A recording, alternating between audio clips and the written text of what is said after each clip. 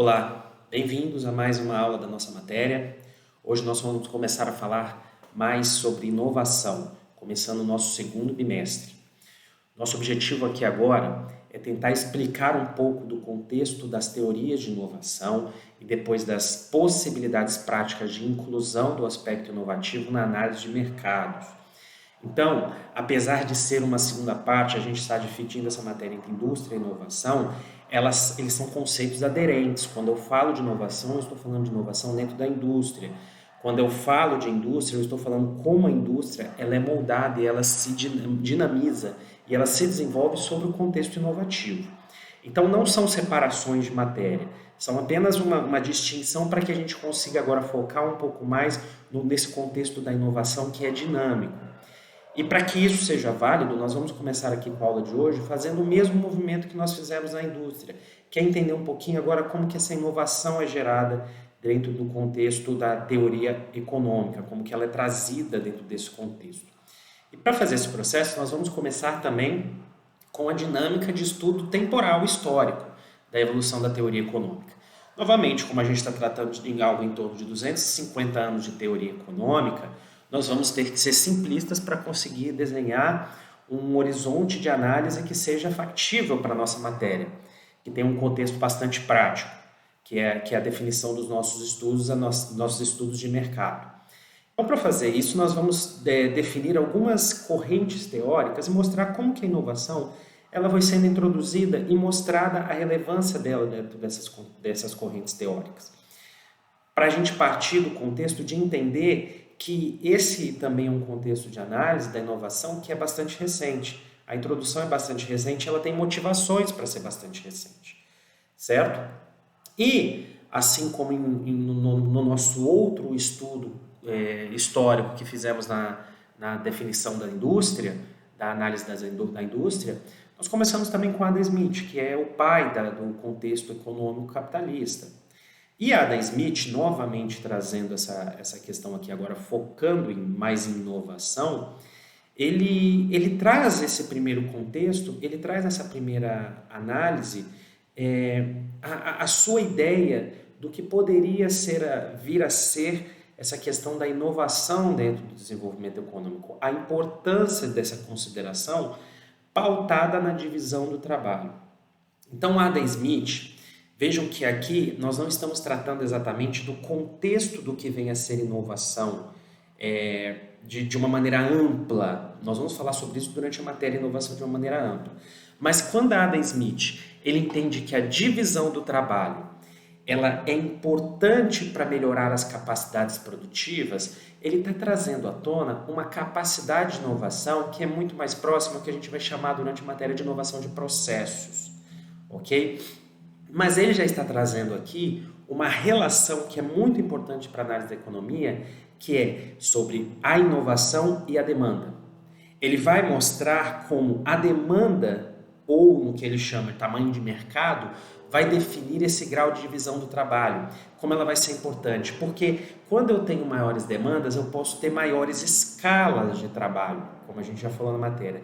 E essas maiores escalas, elas permitem o aumento dessa divisão de trabalho, que vai trazer determinados graus de divisão, que são melhoramento da destreza no ambiente de trabalho, eliminação de perda de tempo, invenção de instrumentos destinados a reduzir o trabalho em detrimento do trabalho na mudança para o capital.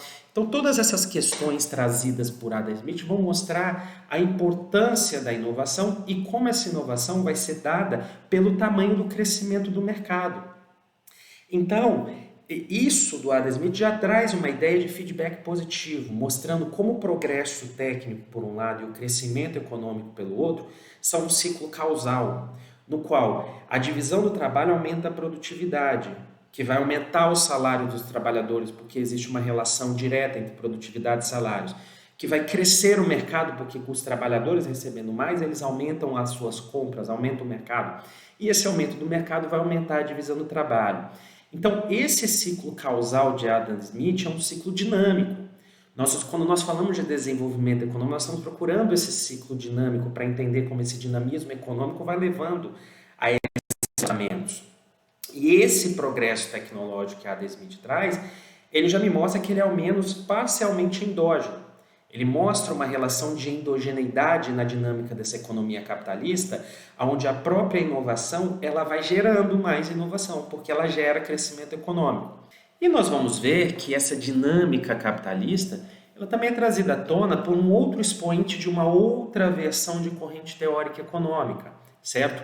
Que vai ser crítica ao capitalismo, que é a versão de Karl Marx. Né? A dinâmica capitalista observada por Karl Marx ela é uma dinâmica que é válida. Se nós observarmos a obra de Marx, nós vamos ver que o entendimento de Marx sobre a dinâmica capitalista é um entendimento pautado exatamente na modificação do modo de produção, na revolução permanente da base técnica de produção. Marx vai falar sobre isso. Vai falar que o capitalismo ele consegue crescer e ele consegue se estabelecer como um sistema econômico porque ele é um sistema econômico que ele revoluciona a base técnica. Isso nada mais é do que a inovação, certo? A associação de Marx, eu não vou entrar muito a fundo na obra de Marx, é muito extensa, né?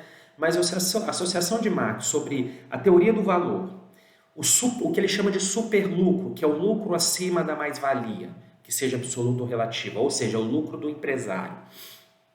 Ele vai mostrar como que esse aumento dessa lucratividade, ele vai mostrar uma impulsão permanente para o sistema criar inovação tecnológica.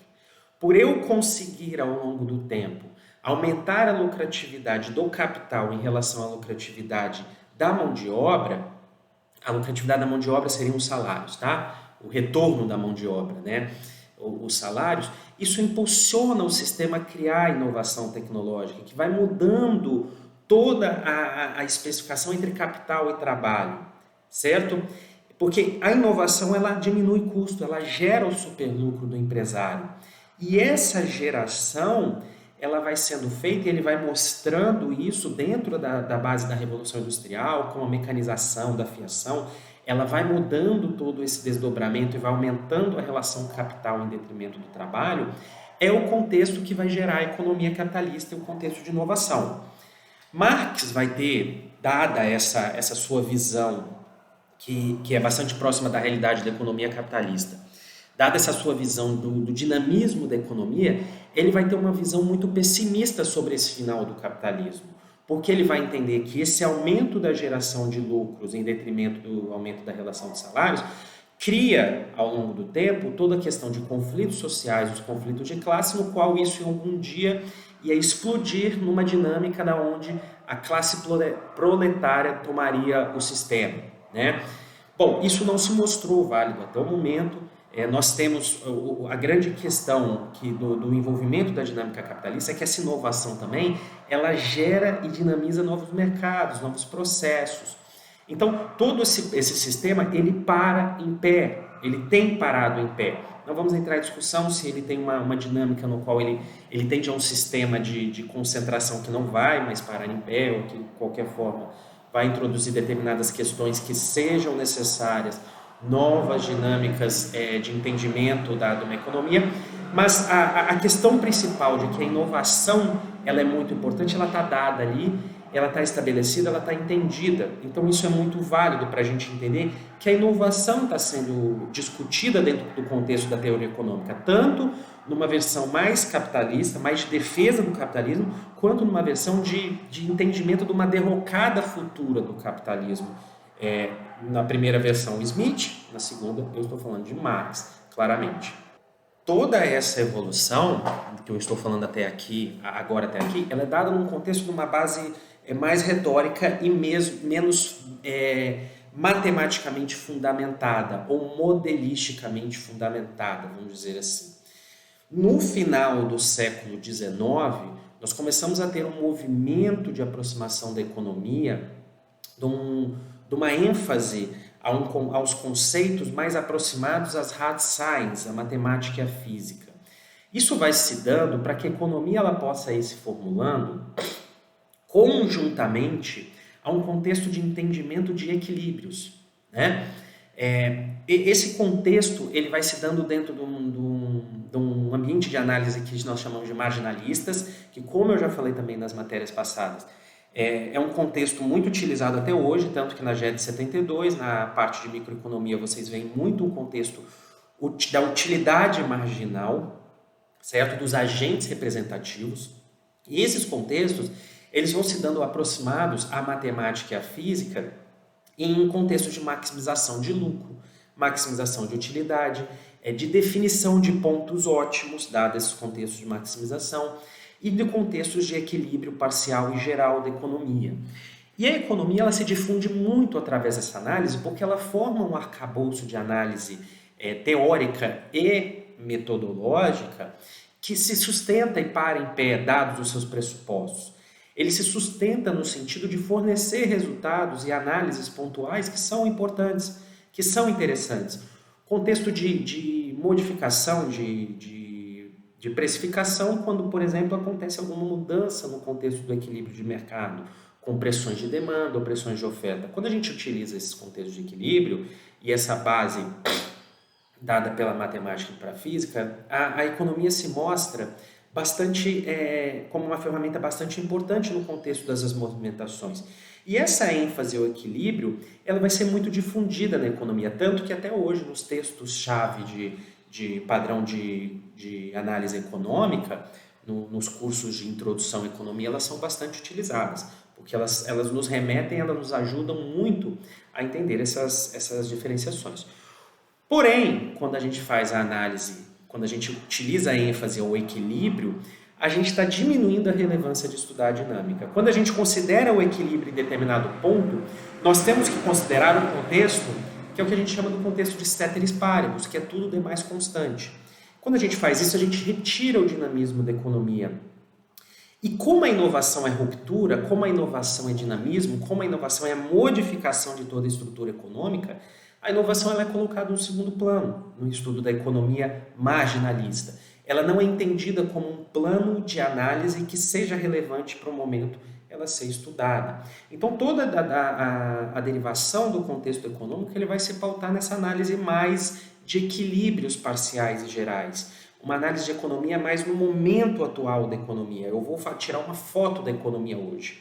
Eu tirando essa foto de como é a economia hoje, eu vou estudar contextos de variação pontual. E isso gera a dificuldade de se estudar a inovação nesse contexto matematizado, nesse contexto focado em análises de contextos físicos.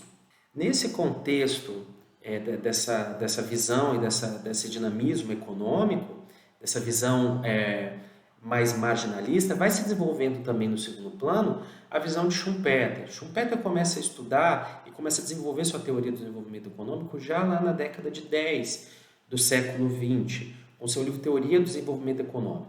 Schumpeter vai partir para fazer sua teoria do contexto de equilíbrio também. O primeiro capítulo, na verdade o capítulo 2, porque é o primeiro é a introdução do livro de Schumpeter, ele vai mostrar como a economia funciona como um equilíbrio geral. Como num contexto de uma situação dada da economia, o equilíbrio geral é válido e todo o sistema ele se desenvolve nessa relação causal, onde as coisas se completam. Um ciclo econômico, a economia circular, ela é fechada. Mas aí Schumpeter vai chamar a atenção, a partir do capítulo 3, que esse equilíbrio geral da economia que é dada, que é tão difundido, ele vai ser quebrado periodicamente pelo contexto que é o fenômeno fundamental do desenvolvimento econômico, que é a inovação. Ele vai dizer que a economia seria, ao longo do tempo, dada por vários equilíbrios gerais que são perturbações, que são modificados por perturbações nessa economia que são dadas pela inovação. Então, a tese de Schumpeter é dizer o seguinte: dada que a inovação é toda essa perturbação e causa todo esse dinamismo econômico, é muito importante a gente estudar a inovação. Ela não pode estar delegada a segundo plano, a gente não pode fazer essa consideração desses equilíbrios de curto prazo, que são sim relevantes para entender a estratégia de longo prazo, mas jogar para o segundo plano um contexto inovativo, que é tão importante para causar essas perturbações. Então o livro de Schumpeter vai fazer uma descrição grande, descrevendo o que são os tipos de inovação, mostrando que o contexto dinâmico é justamente dado porque o lucro é a remuneração da inovação, porque a inovação ela envolve a incerteza está ligada ao lucro, Quanto maior a incerteza, tem uma relação causal maior de lucro, e isso gera um aumento da capacidade de inovação. Então, o contexto schumpeteriano que vai ser estabelecido aqui de concorrência é justamente o contexto de concorrência no qual ele é gerado pela dinâmica do lucro. Quando eu busco mais lucro, eu estou buscando melhorar as minhas capacidades produtivas ou até mesmo inventar novos mercados, no sentido de que é dinâmico, o contexto de concorrência é dinâmico, dada pela inovação, pela força de puxar, da inovação puxar as questões específicas de mercado e me fazer gerar maiores lucros. Então, a chamada de Schumpeter é dizer que a concorrência não pode ser vista num contexto estático, ela tem que ser vista num contexto dinâmico, de entendimento de como esse dinamismo é dado. Então, ele vai dizer sobre essa inovação, sobre como um processo de concorrência no mercado ele é dado exatamente sobre processos de inovação e imitação, e como esse processo vai provocando desenvolvimento, porque alguém inova. Depois que essa inovação é dada, esse processo é difundido, porque ele é imitado. Tem determinadas características da imitação e possibilidades, mas isso vai levando a economia a um novo ponto de equilíbrio, que é o que ele está chamando das modificações dos equilíbrios gerais, certo? E todo esse processo ele é dado por um contexto inovativo que, nessa obra de Schumpeter, é muito focado na discussão de pequenas empresas, na discussão do herói empresário, certo? Na discussão do entendimento como o empresário é importante para fazer com que essas inovações elas sejam estabelecidas no mercado. Ele vai chamar um empresário inovador. E como o papel do financiamento ele vai ser importante também, como o papel do sistema bancário ele é importante para dar todo esse suporte. A gente vai falar mais sobre isso também ao decorrer da matéria, das diferenças dessas posições. Mas Schumpeter ele introduz essa questão, ele introduz esse pensamento, e Schumpeter ele vai desenvolvendo esse pensamento ao longo do seu tempo, tanto que já na década de 40 ele continua essa discussão, mas agora focado num novo ambiente de análise do sistema econômico, que também é focado pelo impacto histórico, pela modificação histórica do processo econômico capitalista. A evolução da economia capitalista na concentração de mercado, no aumento das capacidades produtivas de grandes empresas, no aumento dos conglomerados econômicos, no aumento dos oligopólios econômicos, Schumpeter vai mudando essa classificação para entender essa dinâmica focada na grande empresa, entender a importância da modificação, um shift, da importância não somente do empresário, mas dessa grande empresa como uma instituição estabelecida, para que ela, dentro dela, ela estabeleça processos, estabeleça estratégias específicas de estabelecimento de estratégias de inovação. Então isso não se dá mais no contexto de uma pessoa, no conhecimento tácito de alguém, que seria o herói empresário, mas agora no conhecimento estabelecido das capacidades empresariais dentro das grandes empresas. Então é uma inovação que é transformada em rotina, tornando menos importante esse papel do empresário. Schumpeter vai trabalhar sobre isso a partir de 1942, no seu livro Capitalismo, Socialismo e Democracia. E esse processo ele vai sendo estabelecido e vai sendo moldado dentro da teoria econômica de uma maneira, como eu disse inicialmente, um pouco marginal. Um pouco marginal porque a economia se estabelece dentro do contexto marginalista. Não que o marginal dessa questão de Schumpeter seja o marginal que eu estou falando no contexto marginalista. O contexto marginalista é um contexto da utilidade marginal, o entendimento dos agentes representativos e da economia sendo estabelecida no contexto da utilidade dos próximos produtos consumidos, ok? Bem, essa visão do marginalismo da inovação, do segundo plano da inovação, ela começa a ser mudada a partir de discussões que começam a ser mais bem estabelecidas na economia a partir da década de 60, 70 do século passado. E o trabalho de Solon, ele é um trabalho que ele é muito importante para fazer essa mudança no pensamento econômico. Porque de maneira empírica, Solon, em 1957, ele vai fazer uma investigação da função de produção para a economia norte-americana, para a economia dos Estados Unidos, certo? Essa investigação ela vai ser dada numa análise pontual da relação entre o produto interno bruto da economia e as capacidades produtivas da economia, os insumos dados pela relação de capital e trabalho dessa economia. O que Solon queria fazer era ver o quanto da produção da economia norte-americana, dos Estados Unidos da América, era dada pela capacidade de capital e trabalho empregado nessa economia. Então, o que Solon fez foi estabelecer uma técnica estatística onde o produto da economia era uma função do capital e trabalho, certo? Então, ele fez uma regressão estatística e ele, dentro dessa regressão estatística, que não convém a gente aqui fazer a apresentação total, surge uma questão em relação a Solon, que ele vê que as variações de capital e trabalho, eles foram responsáveis por apenas 12,5% da explicação do aumento do produto. Então, se nós estivermos dizendo da validade dessa regressão estatística, é dizer que ela é pouco válida para explicar o aumento do produto, porque apenas 12,5% desse aumento é explicado por essas relações de capital e trabalho. O restante é o que Solon vai chamar de resíduo. Ele vai chamar, é o residual que não está sendo explicado pelo capital e trabalho.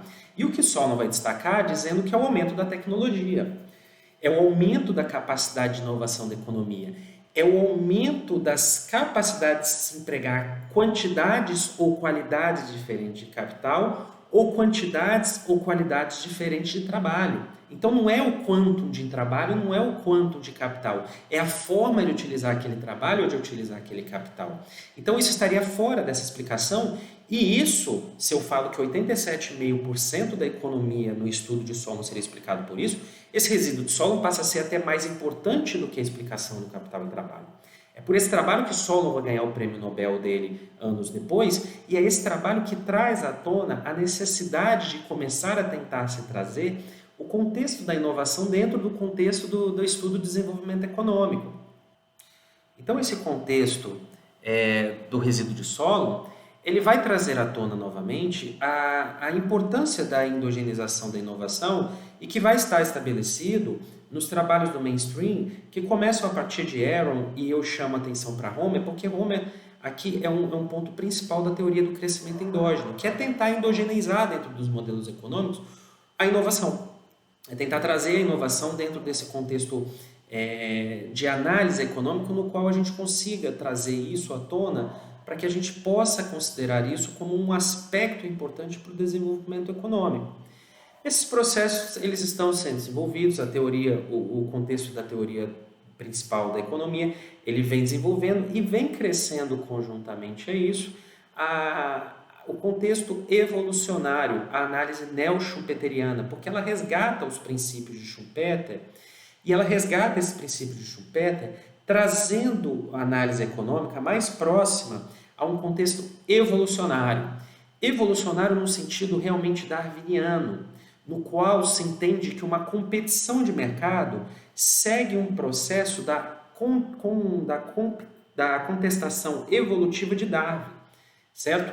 Então, esse processo ele vai sendo estabelecido, onde essa competição ele vai destacando determinadas características e determinados entes que têm características que se mostram mais competitivas do mercado e elas vão crescendo em detrimento de outras que vão fugindo e vão perdendo porque elas não se mostram características desses seres ou desses entes de mercado que se mostram capazes de manter uma competição. Então, quando isso acontece, eu vou estabelecendo essa competição evolutiva no qual os seres que consideram que contêm essa característica, eles se desenvolvem, geram oligopólios, geram concorrências e vão causando com que esses outros eles sumam do mercado.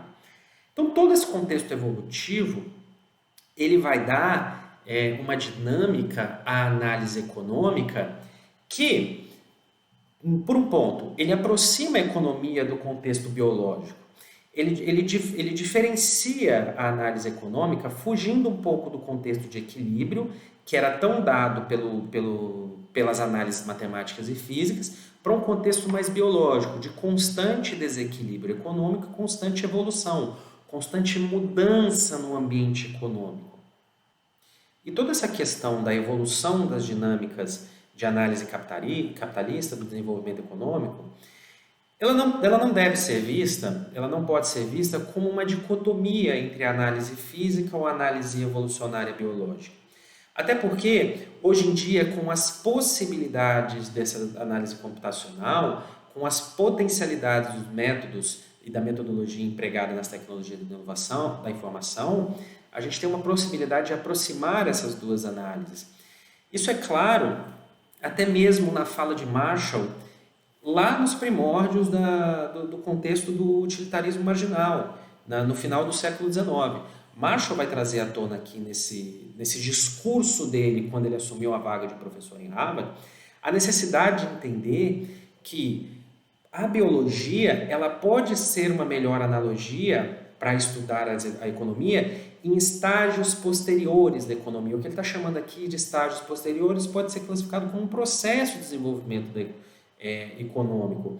E ele diz que gradualmente a biologia ela pode se tornar até mais importante do que a física para esse estudo. E isso a gente consegue entender, consegue ver que hoje possivelmente esse processo está sendo cada vez mais estabelecido nas análises de desenvolvimento econômico, porque o processo é dinâmico.